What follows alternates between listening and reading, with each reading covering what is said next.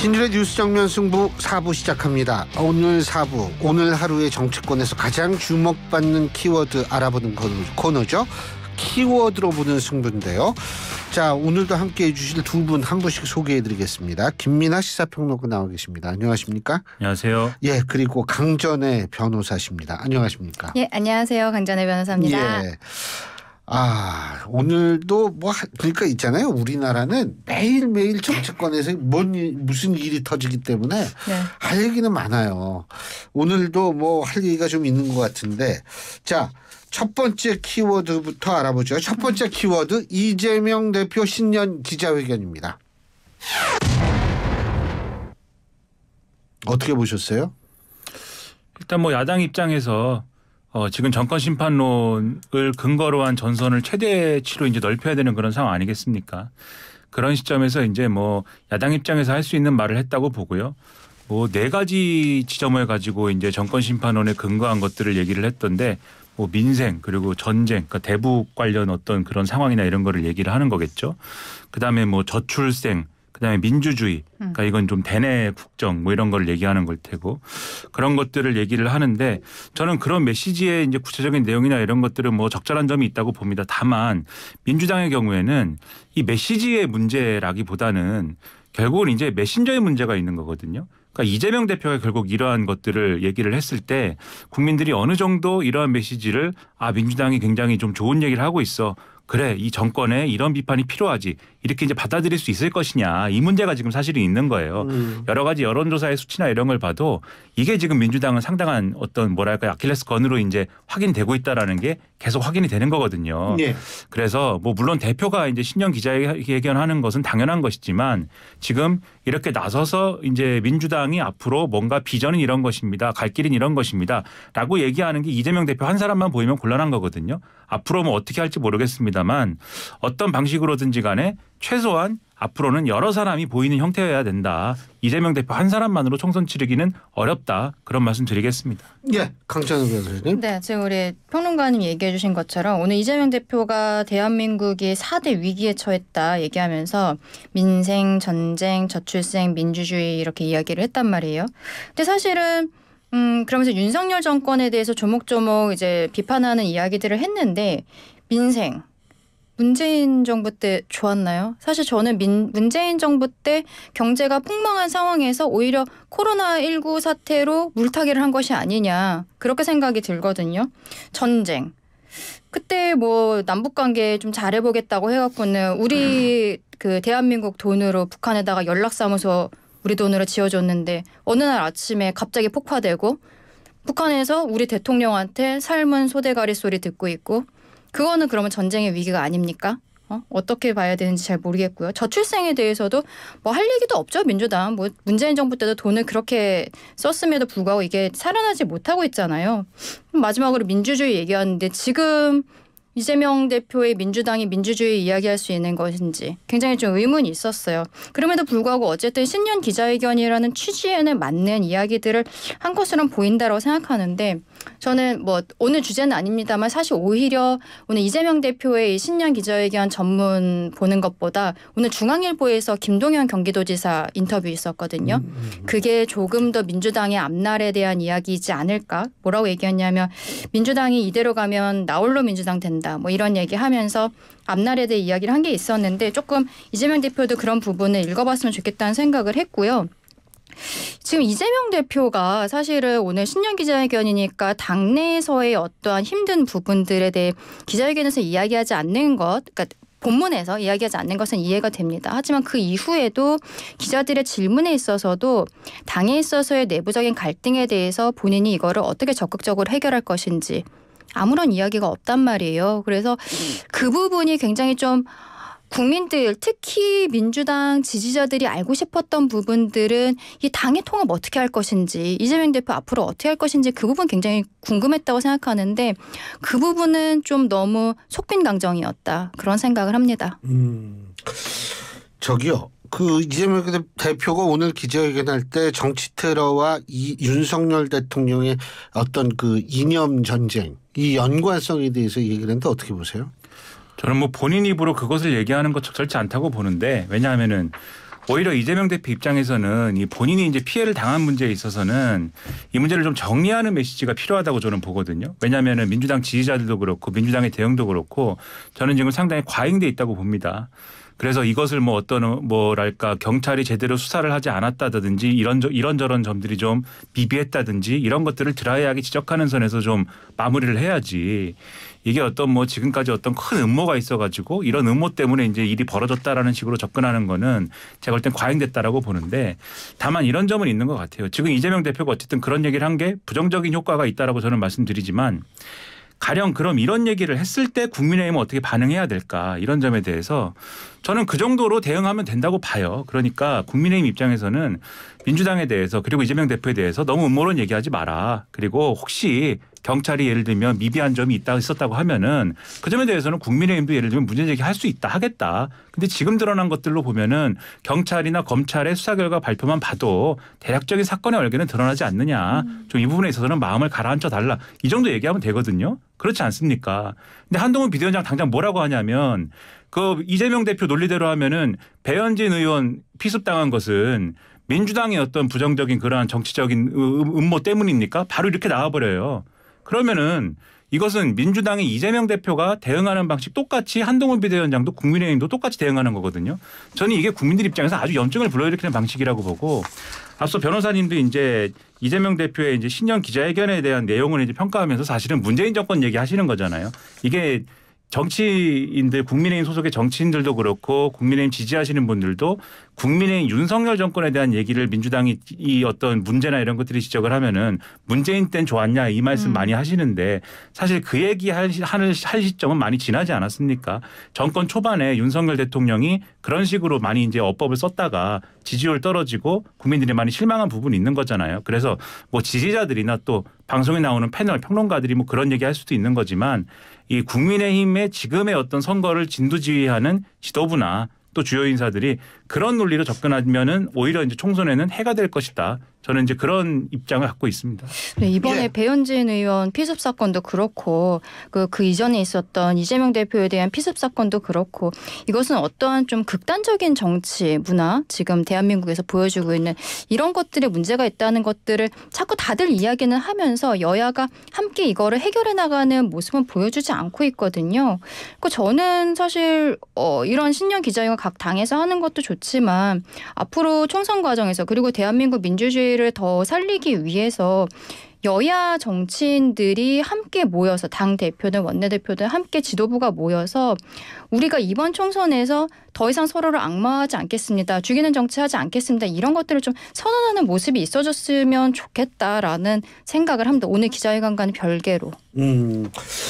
알겠습니다. 그리고 지금 이제 이 선거제도 이거 뭐 어떻게 되는지 모르겠어요. 지금 오늘 이재명 대표가 면접도 봤다고 하잖아요. 예. 그 지역구로 나가는 걸로 해서 어제 한동훈 위원장은 이재명 대표 때문에 그 비례를 어떻게 할 것인지 민주당이 못 정하는 거 아니냐 뭐 그런 얘기도 하기는 했는데 오늘 홍익표 원내대표는 그렇지 않다. 뭐 지역구로 나갈 것이다 했고 실제로 오늘 또 면접도 보기도 했고요. 그러니까 그런 것들을 봤을 때 이러한 나름의 프로세스는 이재명 대표가 본인의 원래 지역구였던 계양을에서 그대로 재선 형태로 출마를 하지 않겠나라고 예상이 되고 또 오늘 원희룡 전 장관 같은 경우에도 국민의힘에다가 그 공천 신청서를 넣으면서 또 기자회견을 했던데 거기에서도 본인이 이제 계양을에 가서 그 이재명 대표를 이제 본인이 잡겠다 이런 이야기들을 했어요. 그걸 보면은 결국에는 계양에서 어떤 좀 두 명의 정치 거인들이 한번 맞붙는 모습들이 비춰지지 않을까. 이재명 대표가 계양을에서 출마하는 것을 거의 마음을 굳혔다라고 봐야 될 것 같습니다. 동의하세요? 그렇죠. 이제 비례대표 출마설이 이제 있고 한동훈 비대위원장도 그것을 언급하면서 왜 민주당이 이제 비례대표제에 대한 입장을 정하지 않느냐라는 거에 대한 문제 제기를 했는데 일단 이재명 대표는 지역구 출마 의사를 굳혔다라고 봐야 될 것 같고 그와 별개로 이제 당 지도부는 권역별 비례제, 권역별 병립형으로 그러니까 병립형으로 돌아가되 이제 권역별이라는 걸 좀 붙여가지고 명분을 찾는 방식으로 지금 병립형으로 돌아가고자 하는 의사를 갖고 있는데 당내 의견이 정리가 안 되니까 지금 시간을 끌고 있는 것이겠죠. 그런 점들이 지금 있는 것 같은데 이거는 언론에서도 그렇고 여러 차례 뭐 저도 그렇고 많이 지적을 합니다마는 사실 빨리 결정을 해야 되는 상황인데 의견 정리를 못하고 있는 것도 이재명 대표 리더십 문제거든요. 결국은.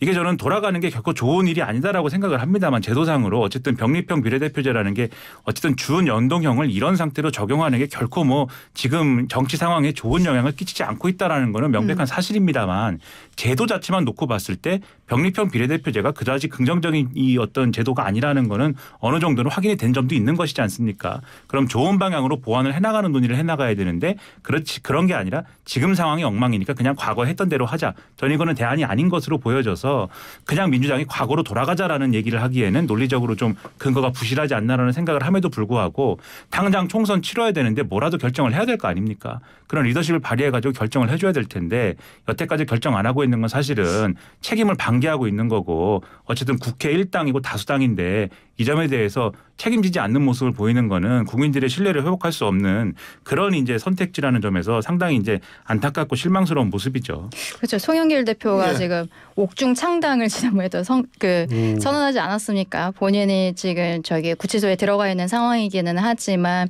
위성정당을 창당하겠다는 얘기를 또 지난달 정도에 언론을 통해서 이게 보도가 된 것이 있었는데 그만큼 사실 좀 준연동형을 했을 때 취지라는 것은 굉장히 좋았는데 그게 우리가 4년 동안 하면서 뭐 취지대로만 되었느냐. 그리고 문제는요. 지금 지난번에 어디지 기본소득당 용해인 의원 같은 경우에는 다시 비례연합 뭐 구성하자 이런 얘기를 하면서 심지어 뭐 조국 전 장관도 뭐 포함해서 뭐 이런 이야기들을 했는데 여기 좀 생각을 해보면은요. 용해인 의원이 본인이 그 더불어 시민당으로 해서 일단 비례로 됐고 그다음에 국회에 들어와서 기본소득당으로 해서 본인이 당대표 하고 있지 않습니까? 그리고 최근에 또 뭐 의정보고회 같은 것도 했단 말이에요. 그렇다면은 지금 비례연합해서 다시 지난번처럼 하자고 하면 본인은 그러면 다시 민주당 위성정당으로 해서 재선합니까? 굉장히 좀 의아한 시스템인 거예요. 그리고 조정은 의원 같은 경우에도 생각을 해보면은요. 더불어시민당으로 있다가 그걸로 이제 비례를 해서 들어왔어요. 그러고서는 들어서 이제 시대전환하고 있었는데 어떻게 됐습니까? 국민의힘이랑 합당을 했어요. 근데 국민의힘이랑 합당을 하면서 드러난 게 뭐냐면은 그 시대전환이라는 당이 당비를 내는 사람이 61명이었나요? 60명 정도밖에 없었다는 거잖아요. 이게 사실은 실제로는 거의 정당이라고 볼 수 없는 이런 거였다는 거죠. 근데 이런 정당들이 이제 본인들 독자의 생존이 되지 않으니까 민주당과 함께 뭐 민주당이 힘을 실어주는 형태로 이렇게 들어가게 되는데 그러면은 결국에는 민주당에서는 지금 지역구 의원들 공천받는 것처럼 본인들의 위성정당으로 들어오겠다는 이 정당들은 어떻게 심사를 하겠다는 겁니까? 저는 그것도 굉장히 의아해요. 지금 조정은 의원 같은 경우에는요. 시대전환을 하다가 국민의힘 들어가니까 본인이 마치 마포갑에서 국민의힘에서는 합당했으니까 또 공천 가능성이 좀 높아지는 건 현실적으로 있지 않겠어요? 그럼 재선까지가 되는 거예요. 61명의 당원 가지고서는 자기가 시대전환으로 해서 더불어 시민당으로 들어갔다가 갑자기 그다음에 보수정당 쪽으로 들어가가지고 거기서는 인재 영입 형태로 막 하니까 이번에는 재선 가능성이 좀 있어지는 거예요. 그러면은 지역구에서부터 시작해가지고 그 준비하는 지역구 의원들 그리고 준비하는 뭐 많은 당협위원장들 이런 사람들은 오히려 좀 상대적 박탈감 느끼지 않을까요? 저는 그 준연동형이라니 굉장히 좀 취지는 알겠는데 지금 형태로는 되지 않는다. 근데 이거를 시스템을 정비를 하기에는 이제 70일 남았잖아요. 그거 어떻게 합니까? 굉장히 이제 결국에는 위성정당이라는 것이 국민의힘 쪽보다는 민주당 쪽으로 해서 이제 시민단체라든지 이런 데들이 줄을 서갖고는 비례를 나눠받는 형태가 될 것인데 그들을 어떤 식으로 가려낼 것이며 순위를 어떻게 해줄 것인지 이거는 지난번 4년 전보다 훨씬 더 치열해질 수밖에 없는 상황이거든요. 그것도 아마 민주당 내에서 굉장히 고민이 있는 지점일 것이다. 그런 생각합니다. 지금 민주당 주류가 병립형으로 돌아가고 싶은 이유는 오히려 위성정당을 예를 들면 컨트롤하거나 과거 이제 지난 정권 때 20대 총선에서 치렀던 예를 들면 더불어시민당 같은 위성정당 그러니까 완전히 직계로 자매 정당의 형태인 위성정당을 지금 창당할 그 구심력이 없기 때문에 그렇기 때문에 오히려 병립형으로 돌아가고자 하는 이게 작용하는 거거든요. 그래서 오히려 과거에 더불어시민당 같은 경우에는 민주당이 오히려 일부 뭐랄까요 물밑에서의 공천권을 사실은 행사한 거잖아요. 이 더불어시민당에다가. 근데 지금 이재명 대표가 가령 지금 뭐 예를 들면은 밖에서 움직이고 있는 그 사실상의 위성 정당을 노리고 움직이는 그 세력에 대해서 공천의 영향을 행사할 수 있느냐 아니라는 거죠. 그러니까는 병립형 비례제로 돌아가면 이제 이 한동훈 비대위원장이 언급한 요거 인용해서 얘기하면 이재명 대표가 공천권 행사하는 거 아닙니까? 비례대표에 대해서. 사실은 그런 의지가 숨어 있는 점이 있다고 보면 사실은 병립형 비례제로 돌아가는 거 계약인 거예요. 그런 점에서 봐도. 그리고 병립형 비례제로 돌아가고 싶은 또 하나의 마음이라는 거는 지금 제3지대가 좀 꿈틀꿈틀하고 있는 점이 있지 않습니까? 그게 뭐 저는 사실은 뭐 노골적으로 얘기해서 제3지대가 가져가는 이번에 성적이 그렇게 크지 않을 거라고 보지만 그러나 지금과 같은 어쨌든 양당의 어떤 어느 정도 성적을 가져갈 것이냐가 상당히 좀 이 뭐랄까요? 상당히 좀 치열할 걸로 예상되는 시점에서는 이재명 대표가 우리의 목표는 151석이다라고 얘기하는 이 상황에서는 그것도 사실은 좀 줄이고 싶은 측면이 있는 거잖아요. 제3지대 영향이나 이런 것들을. 그걸로 봐도 사실은 병립형 비례제로 돌아가는 게 좋다 이렇게 보는 거잖아요. 근데 민주당의 원래 입장은 다당제가 좋다라고 얘기한 거 아닙니까? 이재명 대표가. 그러니까 그걸로 봐도 이거는 퇴행이에요. 그러니까는 저는 국민의힘의 입장은 원래 병립형이 좋다고 하는 거니까 그건 뭐 어떻게 될지 모르겠습니다. 그건 뭐 그 입장은 존중한다고 하는데 민주당이 병립형으로 돌아가자고 하는 것에 대한 논리적인 근거라는 거는 지금 없다라는 거죠. 없는데 그럼에도 불구하고 지금 변호사님 말씀하신 대로 지금 날짜가 얼마 안 남은 상태에서는 결론은 내려야 되지 않느냐 이 말씀을 그래서 드리는 거다 이렇게 얘기하는 겁니다. 예, 알겠습니다. 자, 이제 두 번째 키워드로 가보죠. 두 번째 키워드 유승민 등판. 이 유승민 등판. 아유, 왜 이렇게 좋아하세요? 우리 강전혜 변호사님. 예. 이렇게 삐리리 소리가 나니까 다시 일로 들어가서 집중력이 일로 올라갑니다. 이렇게. 예, 특히 이제 저는 뇌 속을 통과하는 듯한 느낌을 갖습니다. 그런데 자, 유승민 의원이 이제 국민의힘 잔류하겠다. 네. 그 이유가 뭐라고 보십니까? 저는 본인이 결국에는 다음번 대선을 한 번 더 시도하고 싶다라는 뜻이라고 생각을 합니다. 지난번 대선에서 마지막이라고 했는데 마지막 아니었잖아요. 끝나자마자 바로 또 경기도지사 경선도 나오고 이러셔갖고 그 부분은 조금 실망스럽기는 한데요. 근데 유승민 의원이 어쨌든 본인의 못다 이룬 꿈을 조금 더 하고 싶은데 이준석 대표가 그 개혁신당을 창당하는 과정에서 전후 과정에서 계속적으로 유승민 전 의원에 대해서 러브콜을 했었고 조금 유승민 전 의원이 제대로 된 대답을 하지 않다가 최근에 본인은 국민의힘에 남겠다. 그리고 공천을 신청하진 않겠다. 근데 공천을 신청하지 않겠다는 게 전 방점이 있다고 봐요. 불출마라고 표현하지 않고 공천 신청하지 않겠다는 거는 전략공천으로 만약에 본인을 뭐 험지든 어디든 보낸다면 파이팅 하겠다라는 건데 그렇다면 뭐 대구 같은 데 줄 거는 아니잖아요. 만약에 지도부에서 지금 오늘은 뭐 민주당 안민석 지역의 그 지역구 뭐 여기도 뭐 얘기가 나오곤 있던데 이런 데에 간다면 본인이 거기에서 만약에 떨어진다고 해도 어떠한 지지율이라든지 열심히 하는 모습을 보이면 유승민 전 의원의 문제는 배신자 프레임이 있다는 거죠. 그리고 탈당했었던 거라든지 이런 것들을 본인이 여기에서 정말로 당을 위해서 한몸 희생하는 모습 보이면서 남겠다 그런 생각을 했던 것이고 그리고 또 이준석 대표와의 관계에 있어서도 개혁신당으로 본인이 들어갔을 때 뭐 딱히 역할을 하기가 어려운 거죠. 개혁신당 안에서 다음번 대선 주자로까지 가기도 어려운 부분이 있을 것이고 이준석 대표 거의 1인 독재 체제에 지금 당으로 가고 있지 않습니까? 저는 그렇게 생각을 합니다. 네, 이준석 대표 1인을 위한 당이라고 저는 그렇게 생각을 하는데요. 거기에서 유승민 의원이 다음번 대선을 도모하기는 굉장히 어려울 것이라는 현실적인 판단도 있어서 당에다가는 본인이 험지든 뭐든 정말 선당후사하는 마음을 하겠다는 그 메시지 보낸 것이고 이준석 대표에게는 개혁신당에는 더 이상의 생각이 없다라는 두 군데의 메시지를 한꺼번에 던진 것이라고 생각합니다. 네.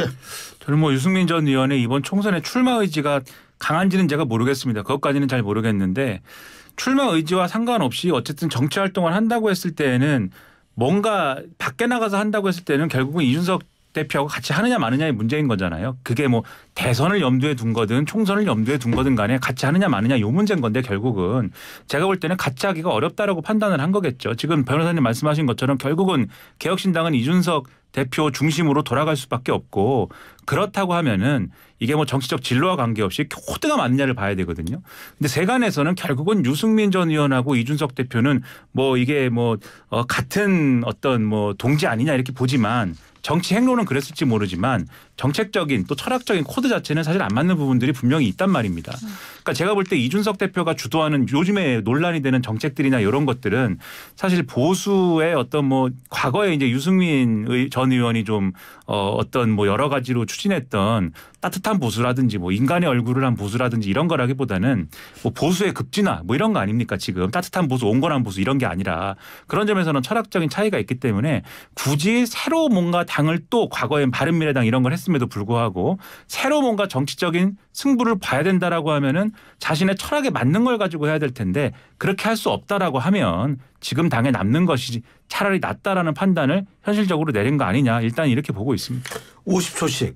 지금 일부 언론에서는 한동훈 위원장은 서울 그리고 저기 누구죠? 유승민 전 대표는 경기 뭐 이런 식의 역할 분담도 나오는데 어떻게 보세요? 저는 그건 아니라고 생각합니다. 유승민 의원이 왜냐하면 지난 대선 이후에 별다른 보여준 것이 없어요. 그리고 그분이 더 이상 보여줄 것도 저는 별로 없다고 생각합니다. 지난번 대선 과정에서 마지막이라고 선언했었던 부분이 있고 그렇기 때문에 본인이 어떤 지역구를 받아서 거기서 고군분투하면서 당을 위해 정말 그런 희생하는 모습을 보일 수는 있겠지만 이분에게 경기도의 뭐 선대위원장 이런 것을 하는 것은 저는 좀 맞지 않다. 지금 당의 색깔과도 맞지 않다. 그렇게 생각을 합니다. 예.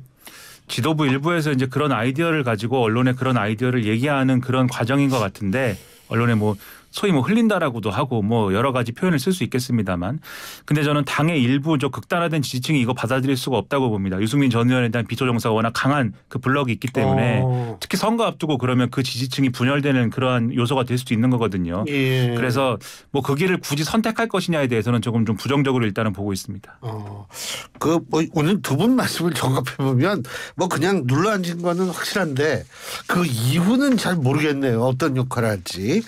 예. 잘 알겠습니다. 오늘 두 분 말씀은 여기까지 듣겠습니다. 고맙습니다. 감사합니다. 지금까지 강전의 변호사 김민아 시사평론가 두 분과 함께했습니다.